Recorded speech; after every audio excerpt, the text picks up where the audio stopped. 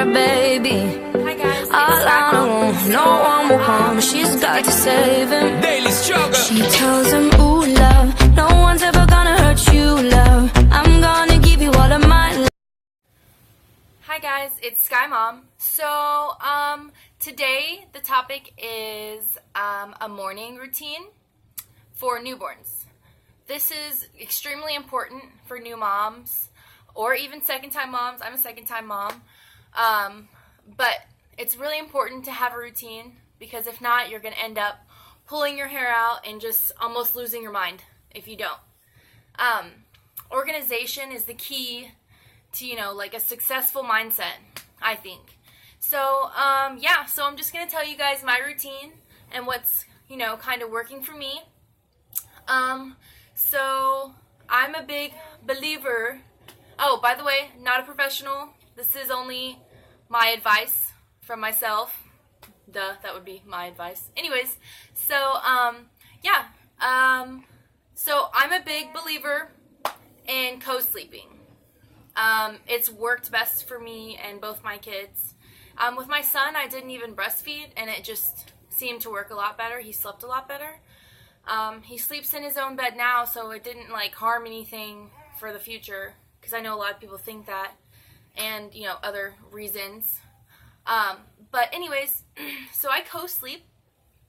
Throughout the night, I probably have to wake up 1 or 2 times and just kind of change sides because, you lay on one side when you're breastfeeding and, switch over to the other if you, sleep and breastfeed.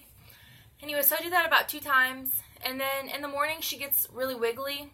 And it kind of, gets me up to the point where I'm just having to always latch her back on because she's just squirmy. She's almost 3 months. So at this age, that's when they're most, distracted. They start, seeing colors and, seeing farther away and stuff like that at this point. And they're just extremely distracted. So she's distracted by even her imagination sometimes. Sometimes there's nothing going on. There's no sounds. She's just she'll do this thing where this is off topic. She'll latch on and latch off, latch on, latch off. That's just her being totally distracted.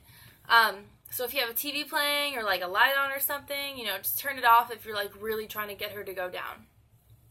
But anyways, so first thing I do in the morning is, I let her latch on for a little bit. And then, I sit up, change her diaper, and, I kind of get my morning started going a little bit. What are you doing? Is your hand taste nasty? Anyways, so, the first thing I do is I put her, after I change her diaper, I put her in her bouncer. From there, I turn on the TV and she gets distracted. Okay, so I have an hour from the time she wakes up to, till I have to feed her again, to do something. So, I, let her watch cartoons. She gets pretty distracted. Hey, buddy. I don't want this. You don't want your Batman cape? Okay. Yeah. All right, thanks for sharing. I just have my Batman pants. Okay. And my Batman shirt. Yeah. And my Batman and my Bat. But this is my Batman jacket. Okay. But this is a Batman. Okay, Lyric, I get it. Anyways. This is a Batman. So Okay. Alright, love you. Bye. Okay, so after I put on some cartoons and she's all distracted and stuff for that hour, first I start a pot of coffee going. Then I drink a really large glass of water. I just chug it right then and there. And then I go wake my son up. Then I make us some breakfast. Oh, and in between all that, I make this big ol' thing. I know it's really important to drink a ton of water. So that's why I do a lot of the chugging. And then I drink 2 large glasses of water and this every day. I think it's I think this right here is either 70 or 80 ounces of water. And I know when you're breastfeeding, it's supposed to be 100 a day. That's nummy. Anyways, So then, so after that, sorry, she cracks me up. But anyways, so after that, my hour's up. I've eaten breakfast, started drinking my cup of coffee, and she's hungry again. So then I feed her on the breast for, 10, 15 minutes on each side, and then after that, I pump.